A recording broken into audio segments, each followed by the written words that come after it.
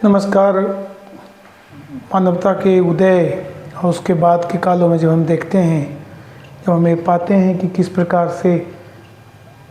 मानव अनवरत विकास करता गया, तो इस कड़ी में हम देखते हैं कि दर्शन का उदय होना अपने आप में एक बहुत बड़ी बात थी।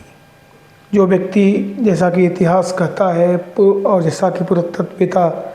लोगों ने उसकी खोज भी की है, इसमें स्पष्ट रूप से कहा जाता है कि मानव कभी अकेले जानवरों की तरह रहा करता था। वहाँ से लेकर सांस्कृतिक और दार्शनिक विकास में अगर हम देखें तो काफ़ी हद तक मानवों का वह स्वरूप स्थिर हो गया था जो आज के रूप में हम पाते हैं। तो पाश्चात्य जगत में जब दर्शन की खोज होती है तो ग्रीक सभ्यता, यद्यपि उसके पहले भी बहुत सारी सभ्यताएं थी, परंतु स्पष्ट रूप से यह दिखाई पड़ता है कि ग्रीक सभ्यता जो थी, जिसमें सिटी स्टेट का उद्भव सर्वप्रथम हुआ था, उन्होंने जिस मानक को तय किया वो आज तक पाश्चात्य जगत में मशीन के उद्भव होने तक वो बरकरार रहे। और ख़ास करके इंडियन सब कॉन्टिनेंट में आर्यों के द्वारा जो वेदा लिखे गए थे, वेदा, पुराण, उपनिषद, जिसका संकलन बाद के कालों में वेदव्यास ने किया था, तो खास करके वेदों में जिस तरह के दर्शन को हम पाते हैं, स्पष्ट हो जाता है कि मानव सभ्यता ने काफ़ी विकास कर ली थी। आलोच्य विषय में साथियों यह है कि आज जो हम देखते हैं कि संघ लोक सेवा आयोग या उनके साक्षात्कार में स्पष्ट रूप से जो पूछा जाता है कि इथिक्स, जो आचार शास्त्र की बात की जाती है कि अधिकारियों का क्या हो, लोगों समाज का क्या आचार हो, लोग एक दूसरे से कैसे बिहेव करें, पिता का पुत्र के प्रति क्या बिहेवियर हो, शासक का अपने शासितों के प्रति क्या बिहेवियर हो, और उन सारे चीज़ों पर जो चर्चाएं की जाती हैं, आज किसी न किसी रूप में इसकी आवश्यकता हमें विभिन्न प्रतियोगी परीक्षाओं में भी मिलती है। तो इन चीज़ों की चर्चा करने से पूर्व हम देखते हैं कि समाज जिन स्थितियों से आगे बढ़ा था और जिन मानकों को उसने स्थापित किया था, वो कब से ट्रेस होना शुरू होते हैं। पाश्चात्य जगत में यह स्पष्ट रूप से दिखाई पड़ता है कि यूनानियों ने, जिसको ग्रीस कहा गया है, ग्रीक्स कहे गए हैं, उनके समय में मानकों का प्रतिस्थापन हुआ और ओरिएंटल वर्ल्ड, जो पूर्वी के सभ्यताओं में, खास करके भारतवर्ष में, आप जानते हैं कि इंडस वैली सिविलाइजेशन की लिपि नहीं पढ़ी गई है। जो भी जानकारी है वो पुरातात्विक स्रोतों से ही हमें पता चलता है, जिसके आधार पे हम कंजेक्चर या अनुमान लगाते हैं। परंतु मानकों का पूर्ण डेवलपमेंट अगर हम देखें, उनका पूर्ण विकास देखें, तो वैदिक आर्यों के द्वारा उनके रचित ग्रंथों में, जैसे ऋग्वेद में, सामवेद में, यजुर्वेद में, और बाद के कालों में अथर्ववेद में और ब्राह्मण शास्त्रों में हमें दिखाई पड़ते हैं, और जिसका एक समग्र संकलन हम भागवत गीता के रूप में देखते हैं। पुनः सुदूर पूर्व में जो चाइना की स्थिति है, उसमें हम दार्शनिकों में कन्फ्यूशियस, लाओ त्से का नाम सर्वप्रथम आता है। तो जो मानकों का उन्होंने प्रतिस्थापन चाइना में किया, वो उस सभ्यता के लिए आज भी आदर्श बने हुए हैं। मध्य पूर्व में, खासकर इराक के क्षेत्र में जरथुष्ट, जिन्होंने पारसी, इसके मानने वाले आज पर्शियन कहे जाते हैं, पारसी समाज की स्थापना, समाज में मानकों की स्थापना हुई। समाज क्या स्थापित होंगे, समाज तो सदियों से चला आने वाला अनवरत प्रवाह के समान होता है। तो उन मानकों को स्थापित जिस आइडियोलॉजी के द्वारा किया गया, वो आचार्य जरथुष्ट के द्वारा उस क्षेत्र में प्रतिपादित किए गए। भारतवर्ष में महावीरा जैन और महात्मा बुद्ध जो दो प्रसिद्ध थे, उसके अलावा भी बहुत सारे आचार्य थे, जैसे मक्खी पुलित घोषाल, पूरन कश्यप इत्यादि आचार्यों का जिक्र भारतीय शास्त्रों में आता है, भारतीय साहित्य में आता है। तो पाश्चात्य जगत में हम दर्शन की शुरुआत अगर करें तो हम एक मानक के रूप में सुकरात से शुरू कर सकते हैं, जिन्होंने ग्रीक फिलॉसफी को एक दिशा और दशा दोनों प्रदान किया। तो साथियों, यह जानना आवश्यक है कि हमसे जो एक्सपेक्टेशन किया जाता है, जो विभिन्न परीक्षाओं में किया जाता है कि हमारे आचार विचार किस प्रकार के हो, हम कैसे लोगों के साथ एक्ट करें, और तंत्र में रहते हुए समावेशी तंत्र, जो आधुनिक काल की पारिभाषिक रूप से जो जनतंत्र की स्थिति है, उसमें लोगों तक किस प्रकार से शासन के उपलब्धियों को शासन का समावेश नीचे तक किया जा सके, जिसके लिए हर एक देश में या तो संविधान लिखे गए हैं या परंपरा से उपलब्ध हैं। परंपरा से उपलब्ध में जैसे ग्रेट ब्रिटेन में परंपरा से उपलब्ध हैं, और भारत जैसे बड़े देश में संविधान को लिखा गया है, जिसमें बहुत हद तक अधिकार और कर्तव्य दोनों को परिभाषित किया गया है। अब चर्चा का विषय नैतिकता है, जो खास करके यह ईस्ट में कहा जाता है कि ईस्ट में यह सन्यासियों का जगह रहा था, सन्यासियों का यह देश रहा है, और बाकी सारे भौतिकवाद में यह देश पूर्व में फिसड्डी रहा है। जैसा कि वेस्ट के पाश्चात्य इतिहासकारों ने भारतीय संस्कृति पर, भारतीय सभ्यता पर एवं अन्य पूर्व की सभ्यताओं पर आरोप लगाए हैं, परंतु यह सत्य नहीं है। अगर हम देखें तो खास करके पूर्व में बड़ी बड़ी सभ्यताएं विकसित हुई, जिन्होंने न केवल मानकों को प्रतिस्थापित किया, स्थापित किया, संपृक्त होकर के जिसको आगे बढ़ाने का कार्य किया। तो उस प्रकार से हम देखते हैं कि चाइना में भी कन्फ्यूशियस और लाओ त्से जैसे बड़े विद्वान हुए। भारतवर्ष में आचार्यों में महात्मा बुद्ध, महावीर जैन, पूरन कश्यप, मकबूलित घोषाल, अजिति केस कम्बलीन और अन्य बहुत सारे आचार्य की एक श्रृंखला बनी हुई है, वो हुए जिन्होंने भारतीय सभ्यताओं में भौतिकता से लेकर के आध्यात्मिक तत्वों का भी समावेश किया। और भारतीय स्टेट में खासकर हम देखते हैं कि मौर्यों के समय में जो आज अखंड भारत की परिकल्पना है, मौर्यों के समय में वह भारत में साकार हुई थी, और मौर्य शासक न केवल दक्षिण वरन उत्तर पश्चिम अफगानिस्तान, हेरात, कंधार तक के भी शासक थे। तो जिस शासन सत्ता की स्थापना मौर्यों ने की, वो अपने आप में इतिहास का अनोखा उदाहरण है। और उसके बाद के कालों में भी हम देखते हैं कि गुप्तों ने भी बड़े साम्राज्य की स्थापना की। उसी प्रकार से भौतिकवाद में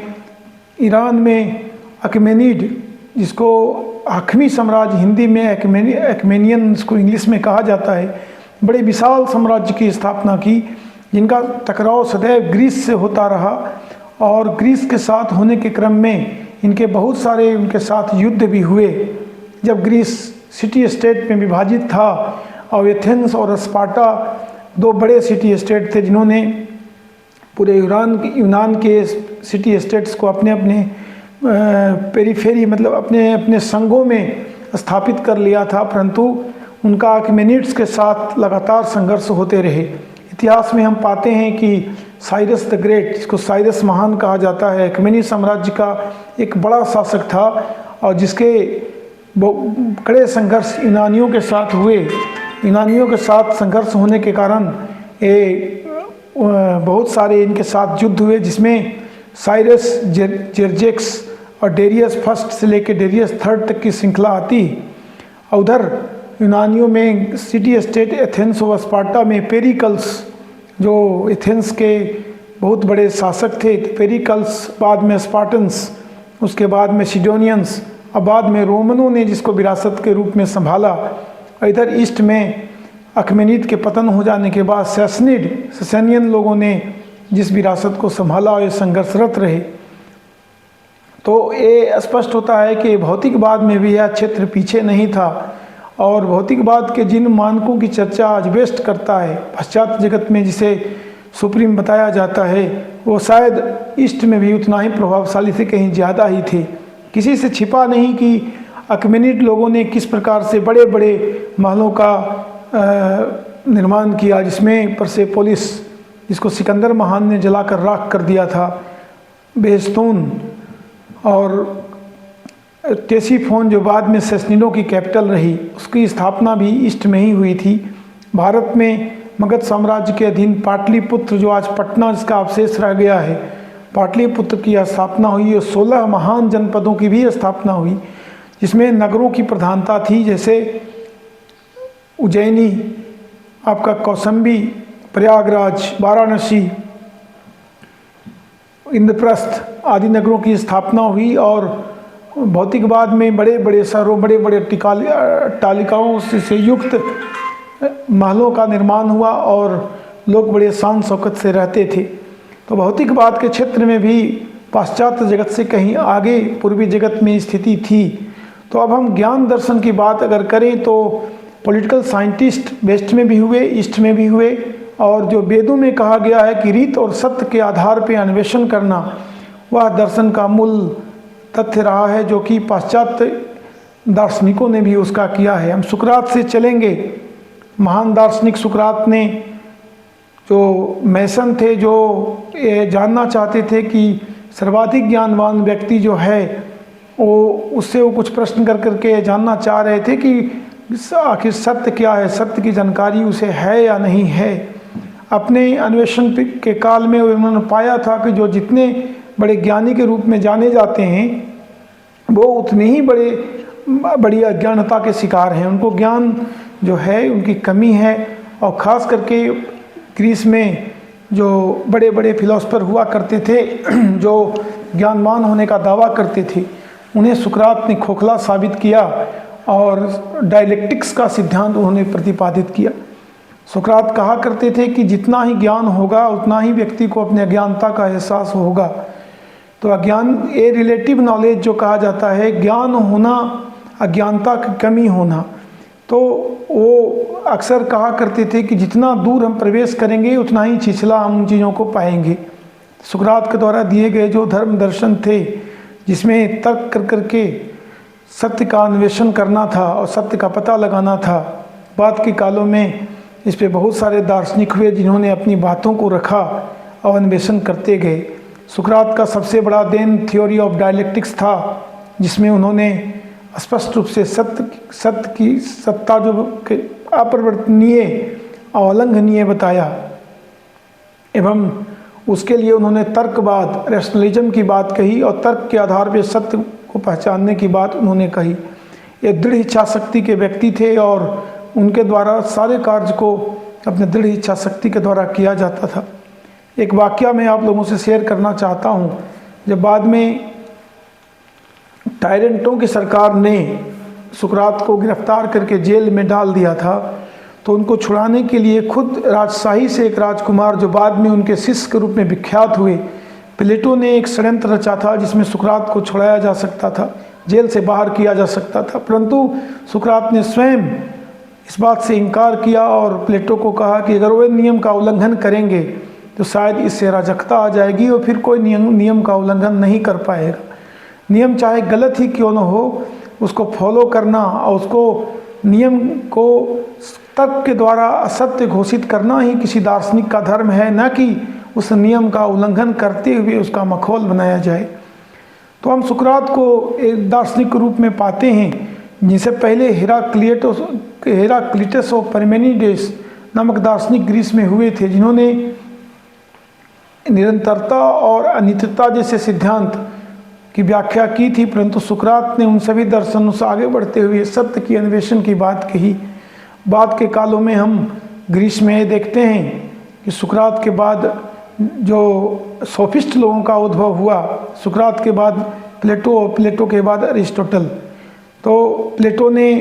अपने सिद्धांत को रखा, उसके बाद अरिस्टोटल ने रखा, और ग्रीस सिविलाइजेशन के पतन हो जाने के बाद जो सोफिस्ट लोगों का उदय हुआ, जिन्होंने अपने लाभ के लिए हुक्मरानों को सत्ता पर काबिज होने के लिए और अपना फी लेकर, पैसा लेकर उनको ज्ञान या दर्शन का दान किया, जिसके सुकरात घोर विरोधी थे। वो भौतिकवाद में विश्वास न करके सत्य का अन्वेषण करना चाहते थे। बाद के कालों में हमें देखते हैं कि सुकरात के जो दर्शन थे उसका संकलन प्लेटो ने द रिपब्लिक में किया और उन साइक्लिक चेंजेस की बात की, जिसमें एक स्टेट किस रूप में चेंज होता है, प्रिमिटिव नोमाडिज्म से लेकर के डेमोक्रेसी तक, और पुनः मोनार्की, और पुनः स्टेप बाय स्टेप चेंजेस की जो विस्तृत व्याख्या प्लेटो ने अपने गुरु सुकरात से आदर्श प्राप्त करते हुए किया है, अद्भुत है और अवर्णनीय है। बाद के कालों में हम देखते हैं कि अरिस्टोटल के द्वारा जिस पेरीपैटेटिक, जिसको लाइसियम कहा गया, पेरीपैटेटिक स्कूल की स्थापना की गई, जो कि काफ़ी सालों तक यूनान में, मैसिडोनिया में और रोम में अपने ज्ञान को आगे बढ़ाता रहा, वो अपने आप में ही अनुकरणीय है और ये दर्शन का आधार स्तंभ है। तो इस रूप में स्पष्ट रूप से हमें कहना चाहते हैं कि धर्म दर्शन की व्याख्या और उसका विकास न केवल वेस्ट में हुए वरन ईस्ट में भी हुए, और इसका समग्र विश्लेषण आवश्यक है, और इसका विश्लेषण निश्चित तौर पर बीट बाय बीट मैं आप लोगों के साथ करूंगा। तो धर्म और दर्शन की व्याख्या में ये कहना कि ईस्ट में उनकी स्थिति नहीं थी या ईस्ट वाले ज्ञानवान या दार्शनिक नहीं थे, यह तथ्य की सही व्याख्या नहीं होगी। आज भी वेस्ट ईस्ट का ऋणी है और आगे के अपने अभिभाषण में मैं इसको प्रमाणित करूंगा किस प्रकार से ईस्ट वेस्ट का ऋणी है और वेस्ट में किस प्रकार से ईस्ट के द्वारा कंट्रीब्यूशन किया गया, जिस पर उसकी पूरी अट्टालिका खड़ी हुई। धन्यवाद। अगर हमारा अभिभाषण सही लगा हो तो चैनल को लाइक करेंगे, सब्सक्राइब करेंगे और अपना कमेंट भी ज़रूर डालेंगे। नमस्कार, तब तक के लिए इजाज़त दीजिए।